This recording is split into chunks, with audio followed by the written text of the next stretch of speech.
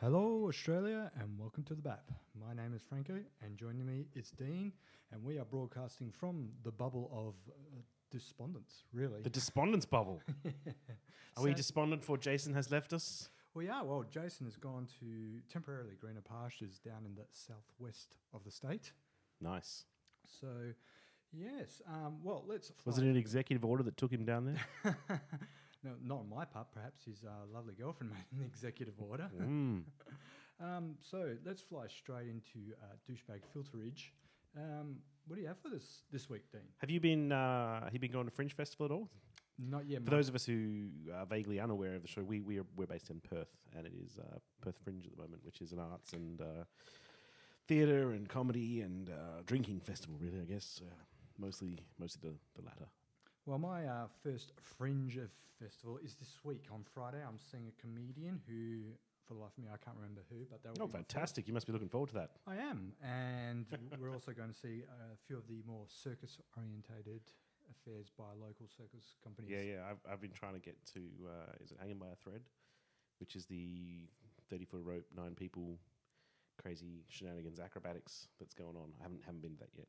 I did see some promos for that. So, what have you seen? Are you familiar with Fat Pizza and Housos? I'm sure you are. Tahir, the guy who plays Habib, Yes, was in town. So the first show I went to was the Habibs Are Here, which was Tahir and Rob from that group of shows doing some stand-up, which was it was all right. It ranked number 9 out of the things at Fringe you should see. I think that's probably a bit of a high rating, but whatever. The second show I saw was called Impromptunes, which ranked number 5, I believe, on the things you should see. I found these out after the fact, by the way.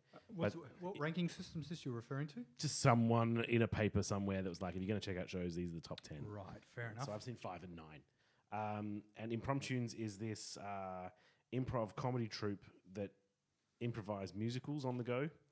So we went and saw a musical called Great Grammar, which was about being grammatically correct and the importance of that. So, and I know that being grammatically correct is very dear to your heart. It is very dear to my heart. Especially when you're smacking down people on social random media. People on the internet. Correcting them on the correct use of your and yours. Yeah. Well, look, if you're going to make a political argument and you can't really explain if it's possessive, then we're going to have a problem. We're going to have a problem. I'm not even going to bother to refute your argument. I'm just going to correct your English. So as a little peek through the looking glass of this grammatically correctness show, is it more of that sort of thing? Their pains of having to deal with people who use grammar incorrectly? So what happens is you show up for the show.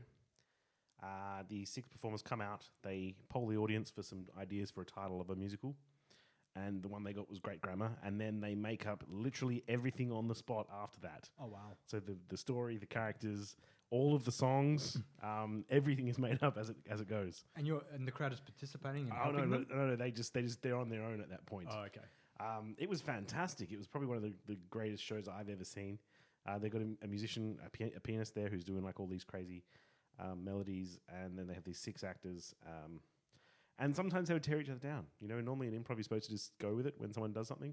But in this instance, when someone got someone's name wrong or like a pre-established fact incorrect, they would pick on each other. Oh, wow. Which was good.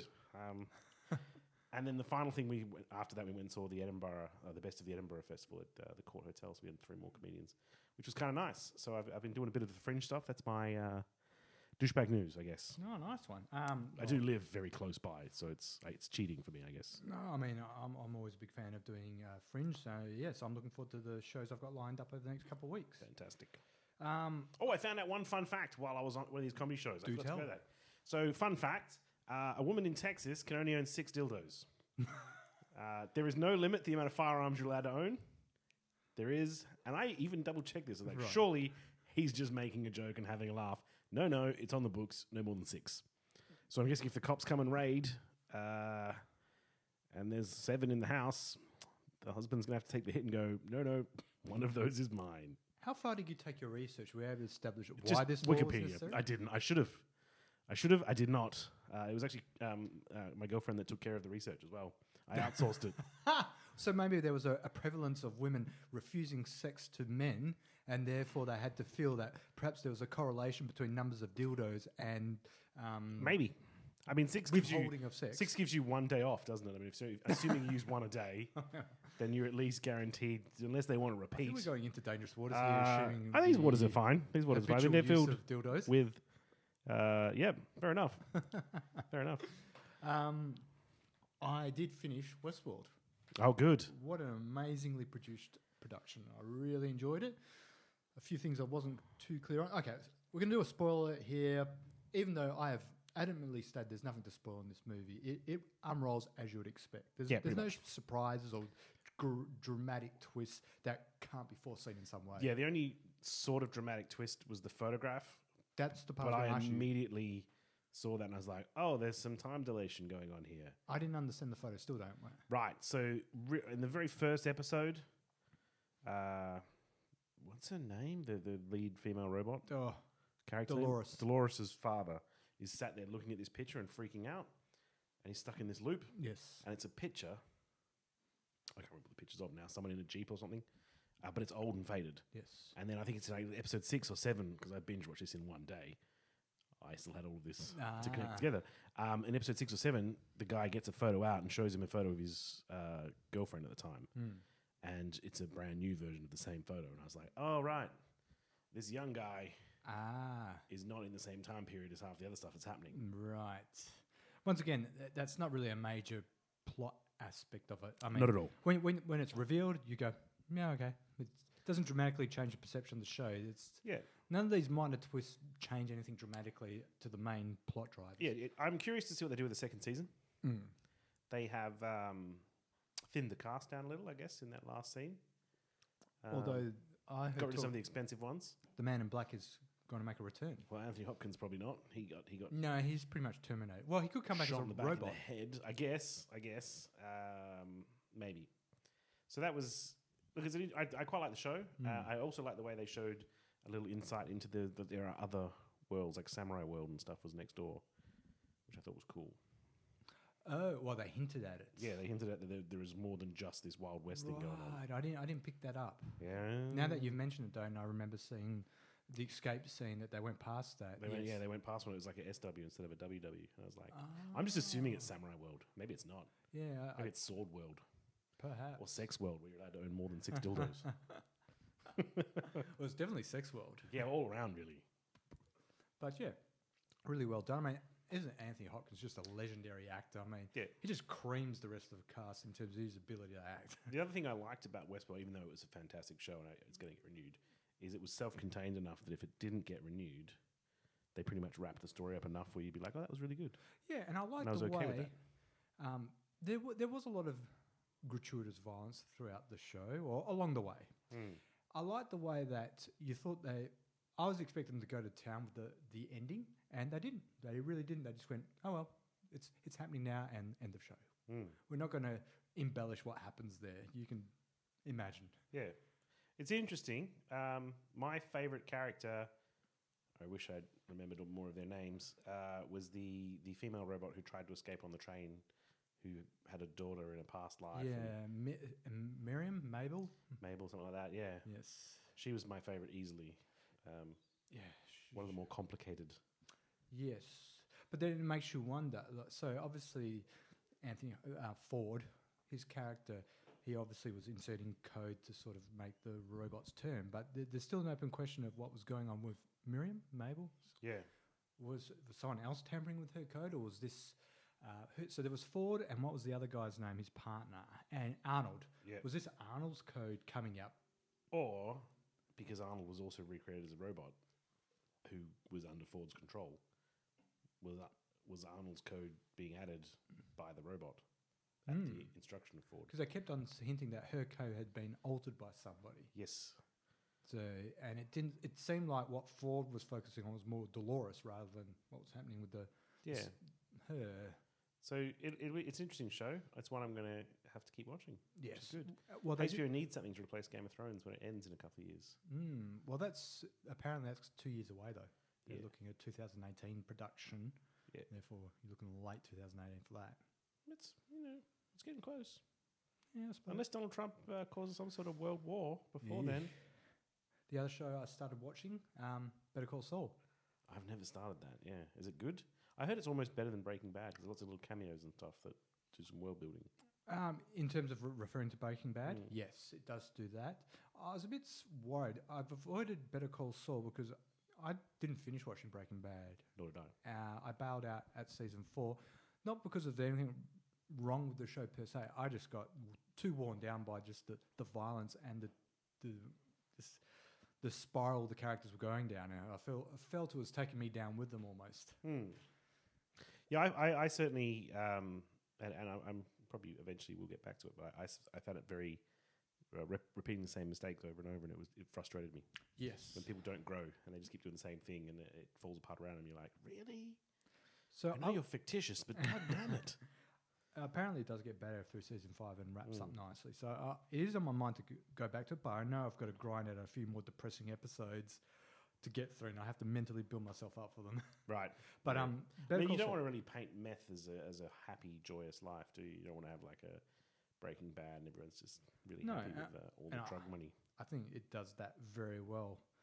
But Breaking Bad. So I watched the first episode of Better Call Saul quite some time ago, and at the conclusion of episode 1, I thought it was going back into that territory, but I was wrong because I actually binge watched the next 4 episodes Yeah, right. and quite enjoyed it. It didn't have the gratuitous violence, and it was interesting. Right. It's on Netflix too, isn't it? Yes, I watched on Stan, so I don't know if maybe it's not. on Netflix. Fair enough. It may well be.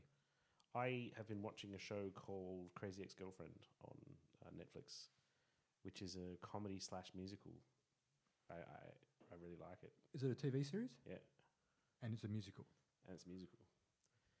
She's crazy, and she imagines little musical numbers and stuff in her life. Oh, okay. Essentially, it's quite watchable. It's quite funny.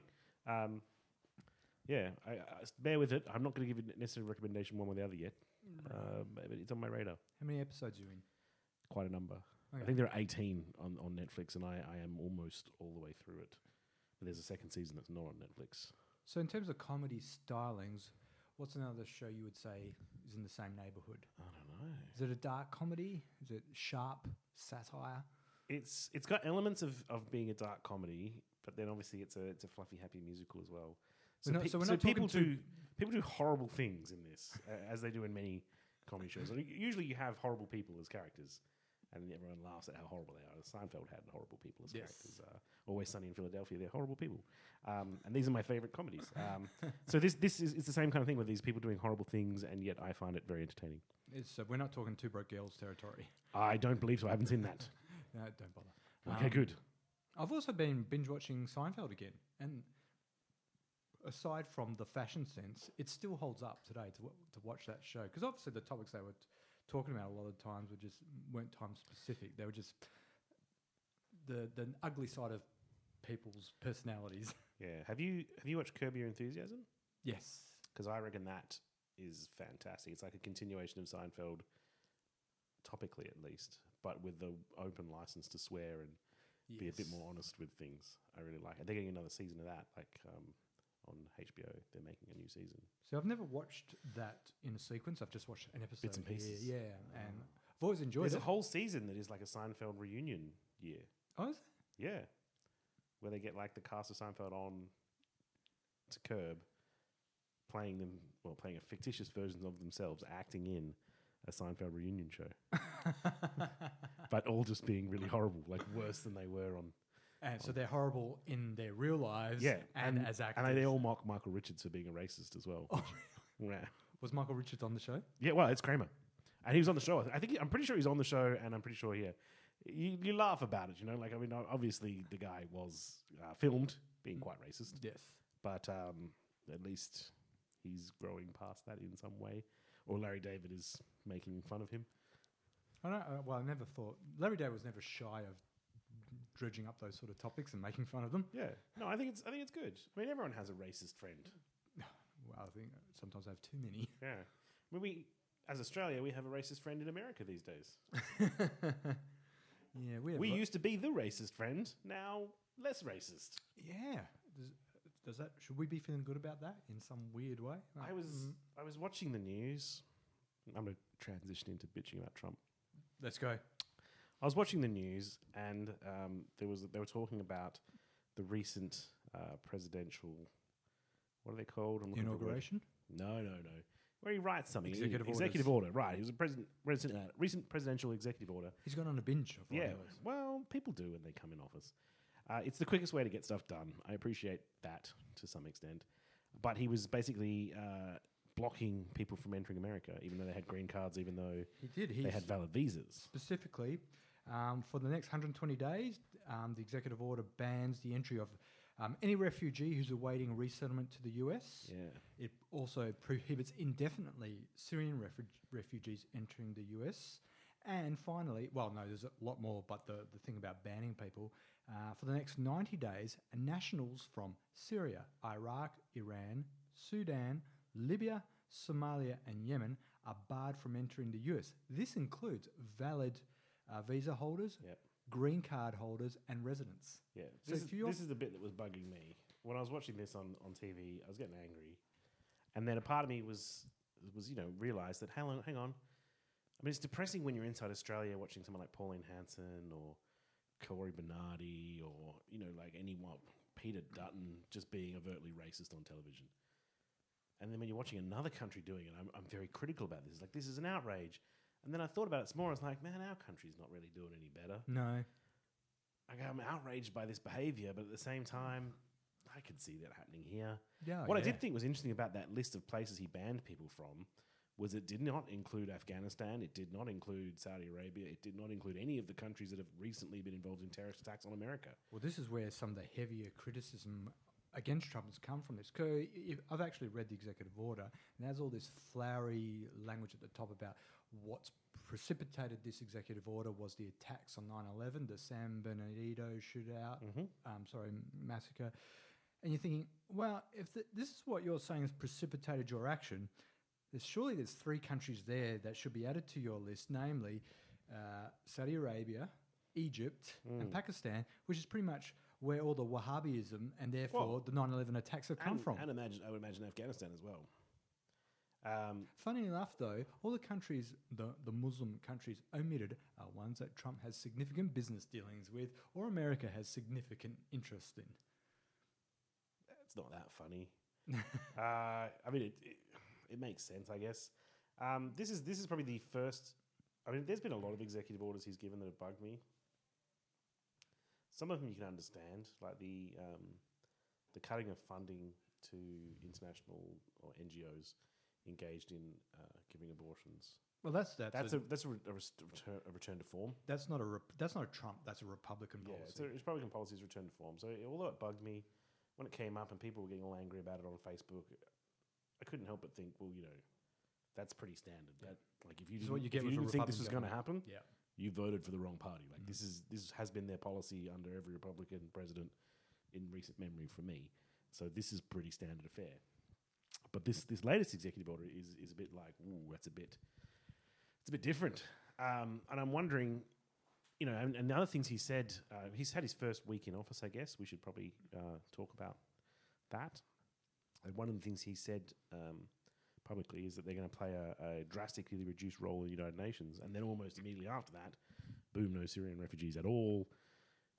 Any refugees for the next 4 months, forget about it, you're not coming in. So obviously he's got more plans here as to what he's going to do. Well, that is something he did campaign upon, though. So in terms of him making that executive heavily orders, vetting him. He did foreshadow he was going to be doing something akin to that, the extreme vetting and so forth. He's a bit hypocritical, though. If that's what he's about, he's missing some significant countries in terms of the targets. Yeah. But I don't advocate what he's doing. But I mean, for all the right wingers who are cheering all this, it's going. But what about the hypocrisy? If this is what you're really worried about, how come he's missing some, in your world, extreme targets? I mean, the other thing I thought was funny this week was when he gave an executive order to build a wall or a physical barrier on the southern border of America. And then his plan that they talked about and then were mocked about for making Mexico pay was to put a 20% tariff on Mexican goods. So they were going to pay for this wall out of the US Treasury, and then they were going to recuperate the money from American citizens when they buy goods from Mexico. Mexico's not paying anything. So you're going to make the American people pay for the wall twice. Yes. Once out of the Treasury and then once out of their taxation dollars. Brilliant. Go Donald. You're really knocking that one out of the park. Apparently there's only one of the options they're considering, though. Yeah, that they have they use a particular, what was it? Not a treasure trove. They use some flowery term for it. I forget, but it was actually Sean Spicer who tested the waters with this 20% tax. And when he was ridiculed for it, Trump subsequently in interviews saying, no, it's one of several measures, and he was pressed. So will the American people be paying for this at first? And then he can't say, well, I never said that Mexico would pay for it up front, and Mexicans will pay for it in pretty much saying in some complicated format down the road. Yeah, it's interesting. You know, it is one of his other campaign promises. You know, so while I don't like the guy and I don't agree with what he's doing, it is somewhat refreshing to see someone immediately coming into office and going through the motions of capitalizing on their campaign promises. Mm-hmm. In Australia, they make promises, they get into office, they're like, well, logistics on the ground, we can't do that anymore. Whereas Trump, you know, he's a man of his word, I guess. It's one way to put it. We always did say, though, that would be one of the first, if anything, one of the first things he would honour. Yeah, he would have to. He would have to. Well, building the wall, not necessarily making Mexico pay for it. I think he's going to, you know, jostle and parry over that one over the next 4 years. I don't know. I mean, Mexico's currency, Mexico's just paid $2 billion into the currency market to try and keep their currency stable. Yeah. Now, the wall is going to cost more than that. Yes. However, if Trump tweets enough, he will make the Mexican government pay the cost of the wall to keep their currency afloat. I mean, the other really just sad and depressing thing, but again, sort of I was expecting as a business as usual thing, is he used an executive order to resume construction of the Keystone XL and Dakota Access pipelines. Yeah. Well, he did say his government would be an oil and energy agenda focus government. He said that. He delivered on that as well, which, again, you kind of expected to see coming. You feel really bad for anyone who was protesting against it, particularly the Native Americans who the are North once again... Dakota pipeline. Dakota pipeline. I feel much worse for that. It's a bit bullshit. It's their land. Again, you're denying them their rights to their land. White man's coming again, which is a bit shit. But I guess business as usual. It's been a big week for him, really. Well, the biggest part of the week was the smallest part. It's the people that turned up to celebrate the inauguration of Trump. He was very, very upset about the misreporting or the presentation of alternative facts. Yeah.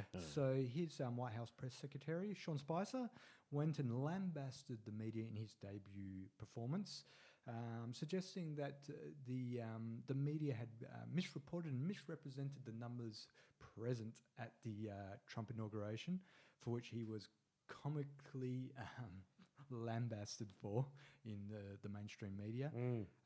And Trump, in his first interview with David Muir from ABC, was baited into getting into the numbers game again, where he insisted that he had massive numbers, massive support.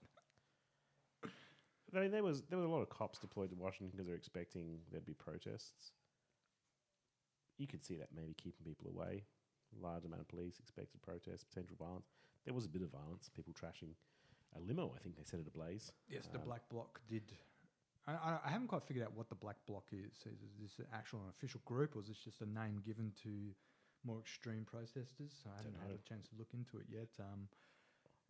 However, the following day, when they had the Women's March, and they had way more numbers in those protest marches than the Trump inauguration. Yeah, I feel like a lot of obviously all of this is a little late. Trump's already the president. Yes. Maybe if you were going to have these big protests beforehand, you probably should have tried to arrange it ahead of the election so people turned out and voted for the candidate you thought was better. Or maybe you should put up a different candidate. It's going to be an interesting 4 years for Americans. The big one that is a positive, I think, is that Trump categorically removed America from the TPP. He did, yes. Withdrawn from it. I mean, I think I was telling you this the other day, or somebody the other day, that was never going to get through Congress anyway. So I mean, it was nice for President Trump to withdraw it on his own authority, but it would Yeah. never gotten through anyway. There's no way the Republicans were going to vote for it. Yeah, but it's once again, it is something he said he would do during the election. And it One of is his a win first for acts. us. I mean, it's not something that's been. Is it a win for large- us? Because Malcolm Turnbull, he tried to keep it going. I thought he saw it as an opportunity to be the man in the light. Once again, He saw greatness. yeah, where, he's the man in the light looking like a dickhead, Yeah. though. Well, I think you sent me a news article where Japan slammed him down, Yeah, saying, yeah. "No America, no TPP." Sorry, Yeah, yeah. Malcolm. Shinzo Abe came out and was like, yeah, no, not even bothering. Without America, there's no point. Like, ouch. Poor Turnbull. Can't even buy a win. I don't think that's where you should have been looking for fame and fortune. Oh, I should have sent Kevin Rudd in. He'd sort it out. Yeah, well, the only reason I was talking about Trump and his obsession with the numbers of people who watched his inauguration was like, why is he so obsessed with that? I mean, it's such an easy thing to get out of. There's so many ways he could handle questions or references to numbers, saying, he could have taken the high road and said, I admit I don't have the same numbers as the Obama administration. It just proves to me I've got to do a lot more work to unite the country behind me. Something presidential, something auspicious. But no, he had to go down the path of alternate facts Yeah. and showing his vanity in his defense of his numbers. I did find it funny. Like, a lot of the... He could have attacked the president going, I really don't understand why you're so obsessed by the numbers. I think you should take your time to judge me as a man of action and watch what I do over the next 3 months. Yeah. There's so many different ways he could have handled, such a silly discussion. But no, he went, you're going to bait me with something petty like that? I'm taking the bait. Yeah. I think you can expect that from a Trump presidency, though. I think he's going to get drawn into a lot of petty arguments. And I think he's showing his tells, which are obviously, hopefully, the mainstream media will use to their benefit. Yeah, I wonder. It seems to me that there's definitely a lot more, at least right now, sort of like fracturing of the country. People are very anti-Trump. And I mean, it was pretty, even during the election, it was very like Republicans hated Democrats, Democrats hated Republicans. But now, I'm not used to the left being so vocally against someone. It's usually they're pretty, we followed the democratic process and we lost, therefore we accept the results. I've seen the right wing bitch and moan plenty. Yes. There's always been a lot more, I don't necessarily say focused around a leader, but focused to an agenda of just being obstinate against the Democrats on everything. Well, it's also, it happens in a lot of places. The right wing, as a conservative government, they often see it as be their job to oppose. I mean, it happens here in Australia, it happens in England, it happens in Europe. Like the right wing, no, it's our job to represent our constituency, which is to say we oppose this. Yes. Is that a with good everything idea? there. Oh, but it's your idea, and now we're against it. Yeah. What's the opposite of that? Does it represent any kind of change? Well, yeah, no, we're going to stick to our guns. So, no change. Which I thought was... Anyway, so it's interesting anyway. I don't know. I found the Democrats' opposition against the Republicans to be a bit wishy-washy. There's some coming out to the fore, like Al Franken, who's been strongly You'd expect him to. protesting against some of the nominations to the Trump cabinet. Yet you've had people like Schumer. What's his name? Schumer? I don't know.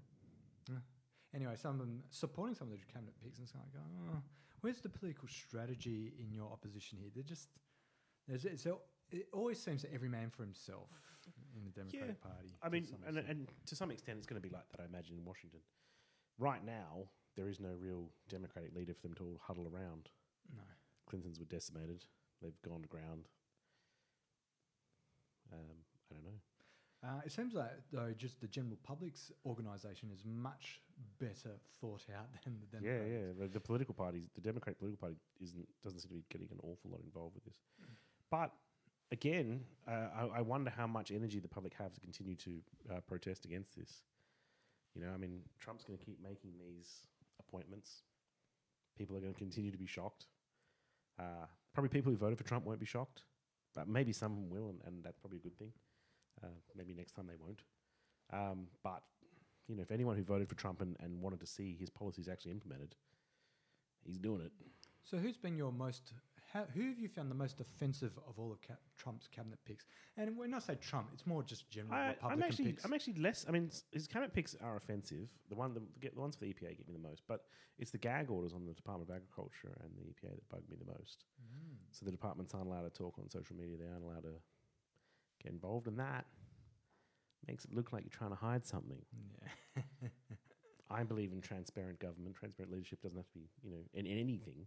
Transparency is good. People understand why you're making these decisions and they're brought along for the journey. If you start hiding things from people, it looks like you have an agenda. And we all know he has an agenda. It's just he's very blatant about it. So these kind of gag orders worry me, and I don't want to go any further, Well, see, I can nominate one individual, and I'm not saying, on all rational grounds or objective analysis of each individual pick, this is the one I would put at front. But personally, the one I find most offensive is Secretary of Education Betsy DeVos. I find her the most odious of the picks, namely no government experience, no experience with public education, and coming in with an agenda to pretty much divert public money to Christian schools, and she pretty much bought her way to that seat through donations to the Republican Party.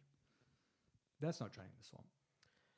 Well, it is. What's happened is we've drained the swamp, and then we've refilled the swamp with water from a different swamp. Well, that's true. There was no talk about what the swamp would be filled back up with. No. So, and, swamps do collect water over time. You drain it, you got to do something else. If you don't fill it in, it's going to refill. So, this has been an exciting week for the Trump government. It's been a big week. It's been eventful. And like I said, from objectively, while I don't agree with his policies, he's getting stuff done. Oh, did you see the Grand Wizard Steve Bannon? Sorry, senior advisor Steve Bannon. I think Grand Wizard is an official title for the clan, isn't it? I think it's one of his extracurricular activities. He's involved with some group where a lot of white. Yeah. He's got a permanent seat in the Joint Chiefs of Staff now. Very scary. Yeah, I think maybe Donald is not such a day-to-day hands-on kind of guy. Wow, yes. So I think I would expect more of these kind of appointments to be made where he basically gets someone else to do the day-to-day and he just swoops in to make ridiculously ill-informed decisions. He can focus on the more important things like people that turn up to his events. Yeah, and how many did or did not turn up, and determining what facts out of the alternatives really are the true facts. Keep his finger on the Twitter pulse. Yeah, he definitely is doing that still. I thought they'd take that off him. They haven't. Nope. Well, I think it's working well for him at this point. It's going to blow up in his face at some point. Eventually. Not yet, though. So, for future predictions, do you think he's going to release his tax returns?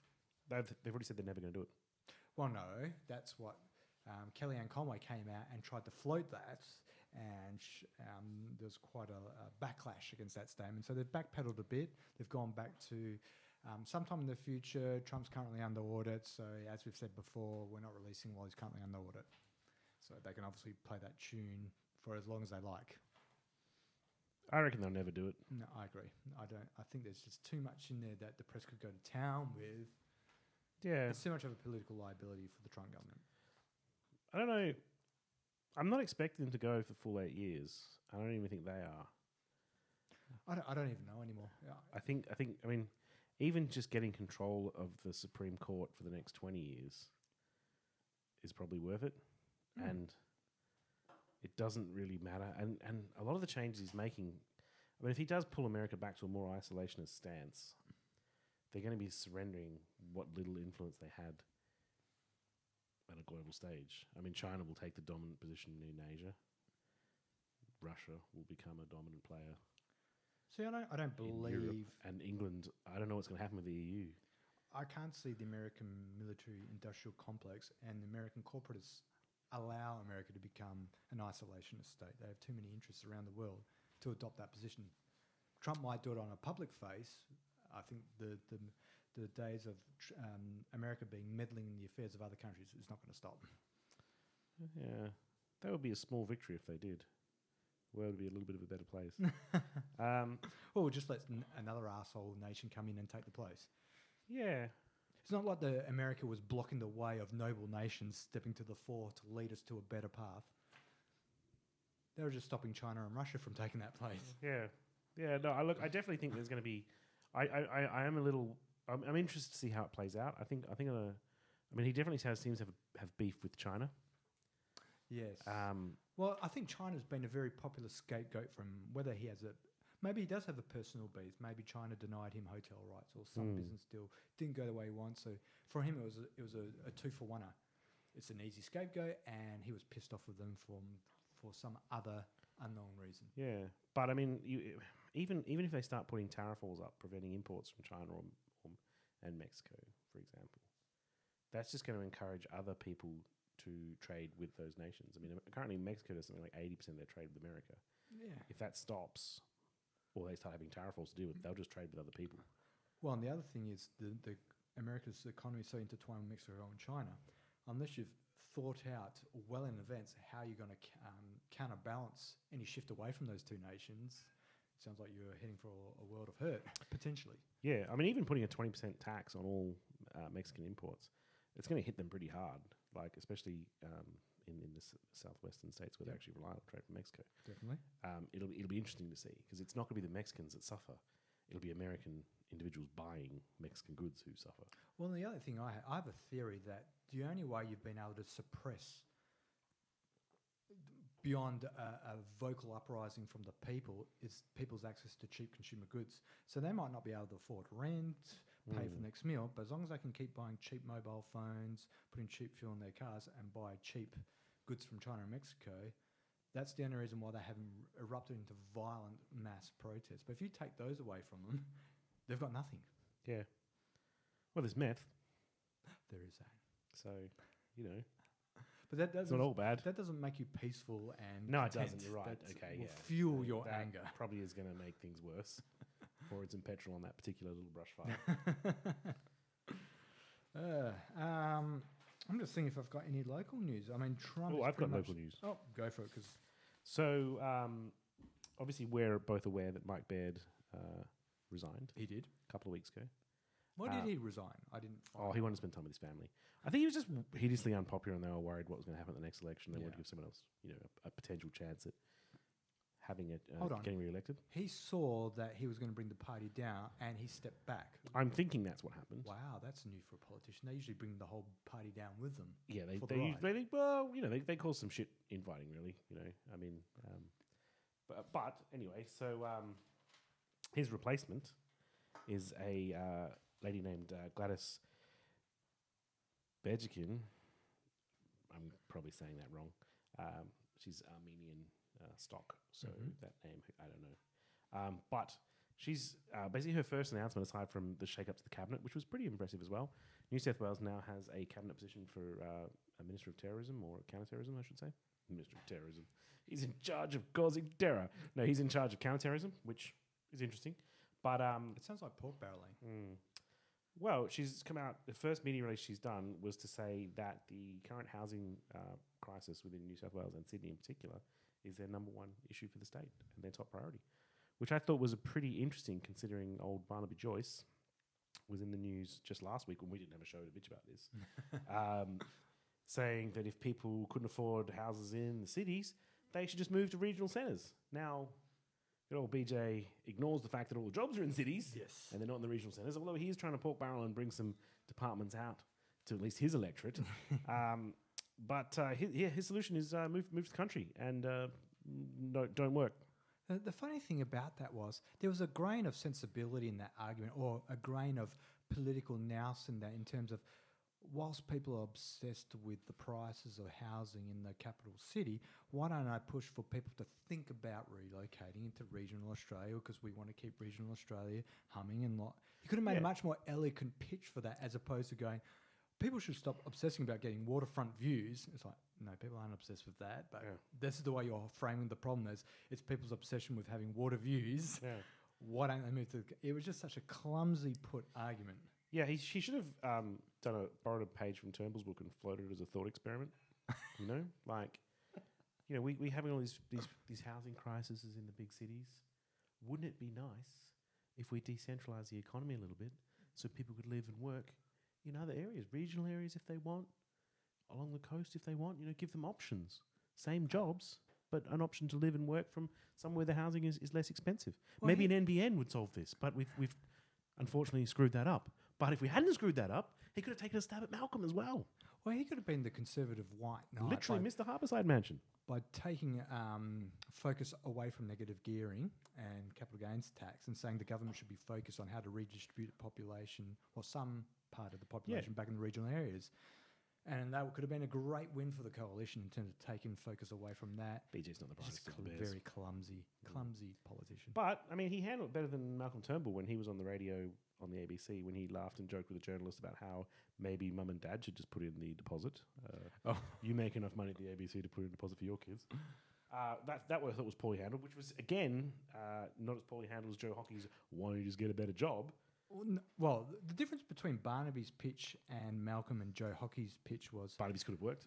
There was an element of a somewhat political savvy idea in Barnaby's pitch. Yeah, there was no political savvy idea. Which I think is embarrassing for the Liberal Party, because Barnaby is not known for being the most politically savvy individuals. To be honest, I don't think when Barney was pitching that, he was displaying any sort of political nous in that. There was no grain of, I can see a really good... political tactic in this. No, he just blurted out something that came to his mind. Yeah. No, he probably did. But there is an idea that they could work on. But I think it's interesting to have the New South Wales State Liberal Party disagreeing with the federal position of there is no housing crisis. But they haven't... Well, has the federal coalition said there's no housing crisis? Or have they just merely said it's not due to capital gains and negative gearing? A bit of both. They seem to be denying it exists. They seem to just get a good downplay. I mean, Joe Hockey says get a good job, and you'll be fine. Malcolm Turnbull says get a deposit from your parents, you'll be fine. Barnaby Joyce says something about chicken pie. I don't know what it was. Water views. Yeah, water views and chicken pies. So that's interesting. I thought that was the only real piece of local news I've got that I thought was of relevance over the course of the break we've just been on. The thing that I found interesting was we just had Australia Day, 26th of January, which I saw a lot more... No fireworks in Perth or Fremantle in the end. No, well, for two very different reasons. Yes. Fremantle... Well, we don't know. The coroner's inquest hasn't told us what the cause of that crash was. Maybe he was protesting. Fremantle had made a conscious decision to address the issue of the 26th of January being representative to a segment of the population as being Invasion Day. I mean, it legitimately is, though. It's a celebration of the arrival of the First Fleet. Yes. And the claiming of the land. I mean, that's... Well, claiming of a part of New South Wales. 100% legitimately is Invasion Day. Yes. And whilst the fireworks were cancelled in Perth due to a tragic airplane incident. Light plane crash, yeah. But I don't know if this is just more to do with the circles I move in, or there's actually generally more talk and chatter about Australia Day being on the 26th of January, not being representative for all Australians. It's interesting. For me, I have no attachment to the date of 26th of January. I find Australia Day in itself problematic. I don't like nationalism, full stop, no matter what nation shot on display. Yeah. I've said this many times, I find it's a tool of politicians and corporatists to manoeuvre us to do for warmongering or whatever. Yeah, I agree. Corralling of the public they choose. I think if you were going to pick a day to have big celebrations and fireworks and stuff, it wouldn't be Australia Day. I would have... I mean, as much as I would hate it, I mean, Anzac Day seems like the better choice. I wouldn't really get into that myself either. But if you're going to celebrate a day of national pride and everyone's going to wear a flag and beat up on a Muslim, I think Anzac Day, we tried that in the First World War. You know, we all went over to Gallipoli and tried to beat up on some Muslims. It didn't go so well. But we can celebrate that. You know, we can bring that back. I've seen an interesting play for a day of May 8th. Yeah, it reminds of Mate Day, and I thought that was clever and sort of reflects Australian sarcasm. Well, not sarcasm, the Australian sense of humour. Yeah. I, for one, as I said to you before, as a white Australian, don't really care what I can see date's on. Medallia Steele getting behind that and supporting the date as well. But if a segment of the population came to me and said to me, look, 26th of Australia really offends me for this reasons, I go, change the date. I've long been a believer that it's a poor choice of date, and I think it will change. In much the same way that have been for the 20 years, that gay marriage will happen in my lifetime. It'll happen. It has to happen. It's the right thing. Well, Australia Day has to move. It's the right thing. There will be these people that oppose it, but they're going to die out. That's fine. Yeah, but I think Slowly. the attachment to the 26th is cross-generational now. The thing is that the date of 26th of January was only instituted by at the Howard government in 1994. Previously, Australia Day was celebrated at different days, and it was made as a long weekend. Yeah, which I think is a better solution as well. It was good. I did appreciate having a long weekend. Yeah. I don't have a problem with it being... I mean, I like to bitch about Howard as much as I can. So for example, this year, Australia Day was on a fucking Thursday. Yes. So I had to take the Friday off work or call in sick with a hangover. So obviously I took it off, but It has been problematic for that reason. The interesting thing that I find is pushback from white Australians about the day, about changing the date. I encountered this on the internet. And the thing is, when you actually ask them, what does it matter to you what day it is? How are you affected if it's the 26th or the 8th of May or any other day? How does it affect you? What is the problem for you? They can't argue it. It comes back to, they just want more. What do you mean? That doesn't answer my question. How does it affect you if the dates change? Forget about Other people. how does it affect you personally? Explain to me, if it moved dates, how would you be impacted? I can't get a sensible answer to that question. Yeah, no. And Besides, it's always been that date. Yeah, I know, but still, how does it affect you? Does it hasn't cause always you a been that problem? day either. Would it upset you if it was on a different Yeah. day? I think... Because if you try and get them to count, if you go to them, can't you think about the people that does offend and how they might think, no, they just get over it, is the argument I'm presented with. Yeah. Well, I mean, it's. I see funny photos on the internet where it's, Anzac Day, never forget. Bali bombings, never forget. Invasion Day, just get over it. Yeah. Which I thought, is pretty true. Representative of those particular white bogans of Australia out there who are just like, no, just get over that. But those Bali bombings, I want to go over there every year and lay a wreath because my people died. And I dare say if the Balinese or Indonesians chose that date to celebrate, I don't know, some other day, they might find it offensive, Let's celebrate Gunpowder Day. Yeah. It's not related to your no. people dying. It's a day we blow stuff up. Just get over it. Yeah, no, I think I can't see a problem with the date being moved. I think it'll happen one way or the other. It'll take a while. I don't know. I have a lot of faith in people that is often they often let me down, but I think it's got to change. If you follow the vertical line of the levers of power from the voters all the way to the top, they're very much aligned with it staying on the date. I know there's a lot of popular support for moving the date, but they don't participate or contribute to the levers of power, unfortunately. I think it'll be interesting to see, because at the next federal election we have, it's looking like the coalition will go in having had the worst couple of years they've had in recent memory. I don't think they've had bad enough. Turnbull's performing way too well. And by that, I mean he's not done enough stupid things. He's not getting anything through. He's not really making any changes. We are potentially entering into a recession. Now, they can probably blame that on America and say, look, it's not our fault, Donald Trump's crazy. But you've got to remember the right-wing conservative voter. It has to be something blatantly smacking them in the face to hate the Liberal government. Yeah, they don't like Turnbull, but... Well, I'm not talking about changing the rusted-on barnacles that have long supported them. I'm just talking about the swing voters. We couldn't get him out in the last election. I mean, he only got through, by, a slim margin. I think the ALP did a wonderful job of making Bill Shorten appear to have a personality, as he doesn't. But they did a really good job of making it seem like he did. Well, I mean, in his defence, I don't like really him closed that gap as a candidate, but I think he turned it on in those 6 months of campaigning. He became the politician I hadn't seen him being for the last 3 years. Yeah, they really closed the gap, and give it another election, maybe they can close it more. It'll depend. I think the next state election here in WA will go against the coalition. I'm really worried about the One Nation effect. That's an unknown element, because I think right-wing voters still want to vote right-wing. They might not be happy with coalition. I think they still have a fondness for Barney, but they don't like his selling public utilities or privatisation of public utilities. That goes against the fact that he ran the state into a massive sinkhole of debt that he has no way out of other than to privatise public utilities. I don't think they blame him for that. I think they forgive him for that. Do you reckon people look at Elizabeth Key and go, "That's fucking great. I'm so glad we built that." I just don't think they think about it at all. Because there's nothing there. I think the only thing that comes, shit.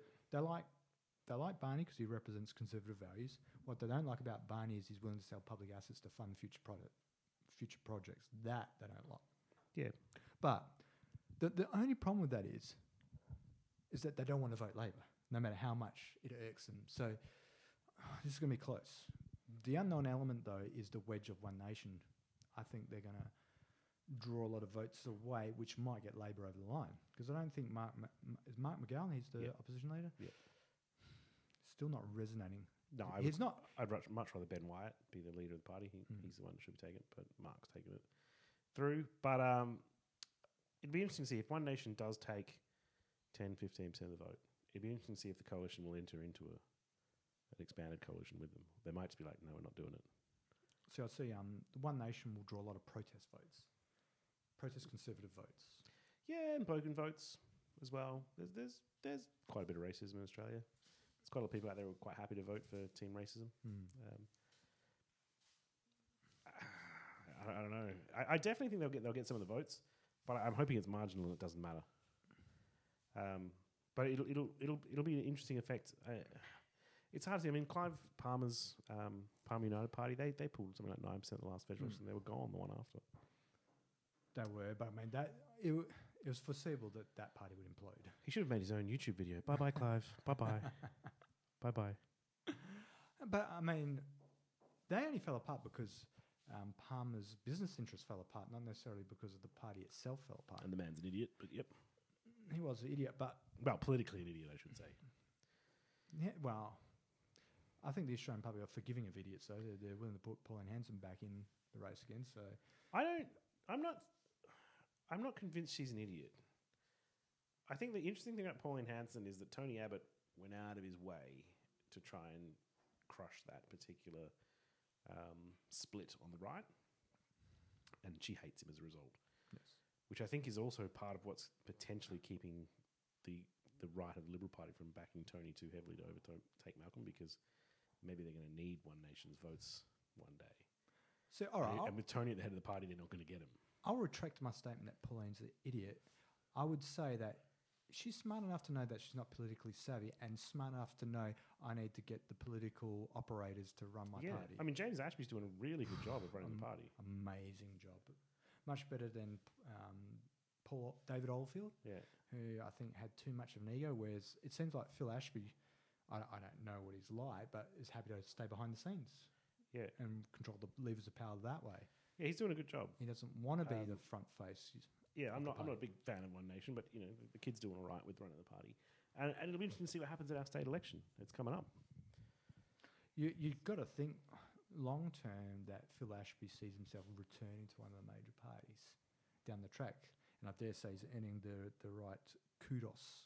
I mean, his ability to increase the presence of One Nation's been amazing.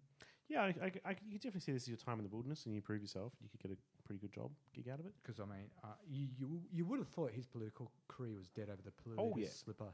Yeah. Diary Yeah, he recovered well. He made a very tactical choice of going somewhere high risk but high reward. Yes, and it's definitely paid off for him. Yeah. And he definitely probably has a lot more sway. I guess though, when your career's over either way, trying to run One Nation, we got nothing to lose. Risk. Yeah, you got nothing to lose. Yeah, okay, people are going to laugh at you if it goes nowhere, but they're probably already going to laugh at you anyway, and no one's going to take you seriously. So, may as well give it a go and help Pauline out. Well, it's interesting to see that the One Nation's got a lot more legitimacy this time around, even though they've still got the same cavalcade of clowns as representatives. But they've seemed to kept a lid on that from their, in general, public profile. Yeah, I think they're getting better at cutting people loose as well. When people are running as candidates for them and they start becoming a little too wacky and a little too off message, they shut them down. Well, and they've done that very well in terms of being able to contain that, saying that's them, that's not One Nation. Yeah, that's not what we're about. We agree they're clowns. Yeah, and they've been very shrewd, and so that's working well for them. I don't know what they're going. It'd be interesting. I haven't looked at. They've got. I think it's 46 out of 53 seats in WA state election. They're contesting. I haven't looked at the quality of their candidates. I mean, the quality of some of the major political parties' candidates has been laughable at times. Yeah. So you don't have to be that good. Unfortunately, the call to office appeals to those who are not always the best qualified for the position. There's sort of a high level of narcissism is required to want to win a popularity contest. Yeah. I think also you have to be willing to put your family through pretty much hell. So I can't. I mean, there are a lot of people out there. You know, if you've got a young family and you need to make sure you have a continuous income and you don't want to have scan, like it's a risk. Well, a lot of people can't take or won't take. And those of sound mind necessarily don't want to put their life under the microscope. Yeah. So, yeah, I definitely think you don't always get the best candidates for politics. It's a tough one. It's a tough one. I think you either come into it at a young age, as in you study political science at university and you decide that's what I'm going to be when I grow up. So everyone around you expects this. And it's not a surprise. Or you come into it much later in the piece. You know, like you get the gentlemen who are a little bit older and their families are grown up, and there's less of a crisis of income. There's less of a crisis if something goes under the microscope. I don't know, but well, that obviously wasn't the case for Ron Cullerton. His life was in crisis, and he still went into politics. Same with Bob Day. Didn't turn out well for him. Yeah. I mean, Bob Day was out of nowhere though. He was all of a sudden bankrupt. Yeah, I think he knew that was coming though. Yeah. But I think he did get into government before that was the writing was on the wall for him financially. And even then, he thought maybe he could sell part of the business and scrape through, and then nothing's going to save you, and you're out. Rod Cullerton, I think, is an interesting character. I don't agree with him. He sees the world in a different way than the rest of us, and a different way than the rest of One Nation. So that's interesting. You know, he's somewhere on the fringe of the fringe. Oh, have you noticed that the is it the West Australian Mining Chamber have been advertising hard against the Nationals? Yeah, really hard. They got quite a war chest because they've been on free-to-air TV campaigning hard against it, and especially with simple arguments and misrepresentation of what's going on about jobs leaving WA, but mining taxes going to Sydney and Canberra. Yeah. I think that it's old scaremongering. Yeah, it's a tough one as well. I think that Brendan Grills is in the right of the things. Like I definitely agree. I think that, and it just disappoints me that the two major parties won't get on board. Like, because if everyone was saying the same message of no, we're just going to have a mining tax, like both parties would like, yeah, no, that makes sense. We're doing that. No disagreement. There would be no position for them to sort of try and advertise against this. It would just be like, hey, well, this is coming. We have to deal with it. But every time someone has the courage to put up a mining tax and actually face up to what is needs one of the things that needs to happen to help deal with our economic issues in particularly our state and any other state depending on mining like Queensland, they just get attacked, and everyone else is just like, oh, that's lunacy, and no one has an alternate plan for how they're going to deal with these budget holes that there is no fix for. And there's nothing wrong with running your state at a deficit. No, it's just that people have been trained to dislike that idea. Yes. As I often have this argument that you can't equate the economies of first world countries to the kitchen budget. No, not at all. But I mean, at the same time, eventually you have to pay it back. I mean, I know you have large amounts of public assets you can sell or something, but eventually that money has to be paid back. I think, no, not really. I think you have to maintain the balance. And if you're finding it problematic if there's an issue with your economy not being able to service the debts, that's where a problem starts. Not necessarily there's a debt in the first place or not. But I mean, the more debts you're servicing, the less money you have to spend on public services. So yeah, sure. But it's a vicious cycle. If you stop doing activity just to pay debt, then your economy will shrink.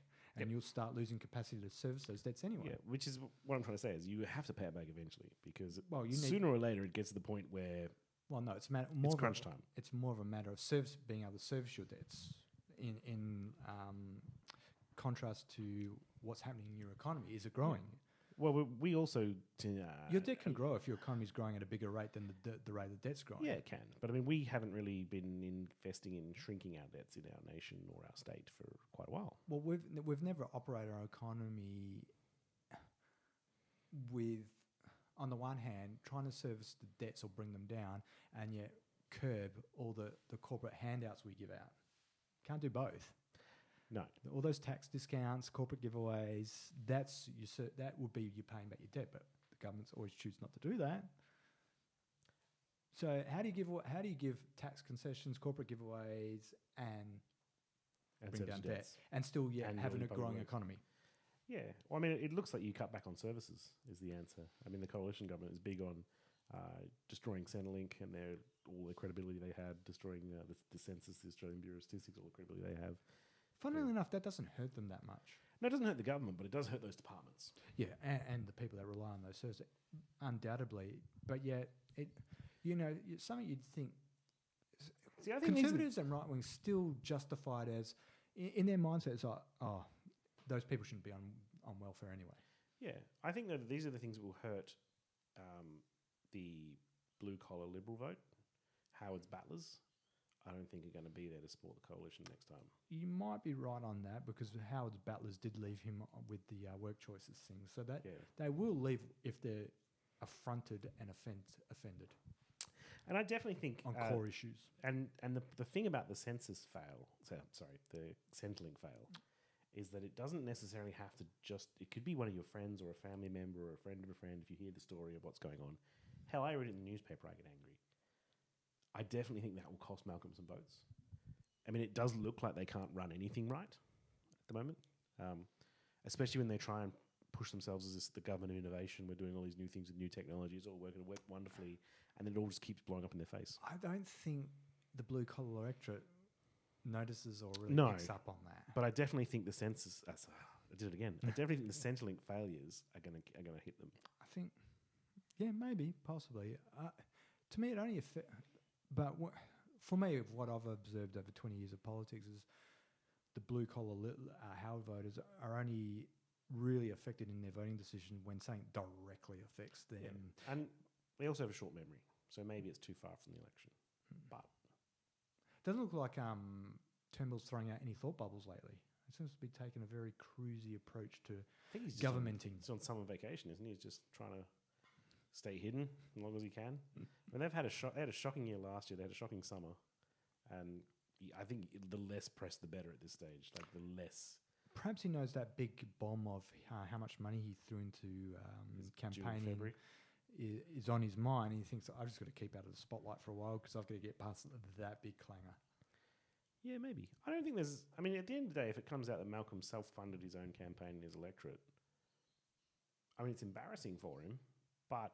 I think if that comes out and there's nothing on the landscape going on at the time, it'll be mildly embarrassing. It'll pass.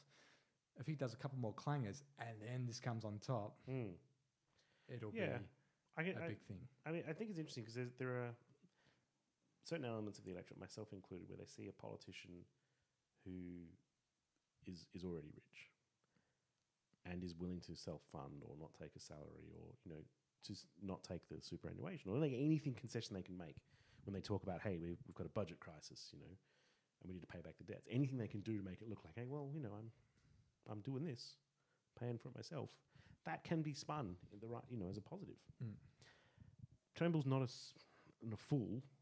I think he'll definitely try and spin it as a positive when it comes out because he knows it would have to come out eventually. Yes, it has to. So you're going to have to spin it as best you can, which is, I think, the best way to spin it is to talk about, being a responsible member of society who has been gifted by having a lot of money and private assets and, is more than willing to pay his own way. There's definitely many angles to spin. I don't want to be bought out by corporate interests, blah, blah, blah, blah, blah.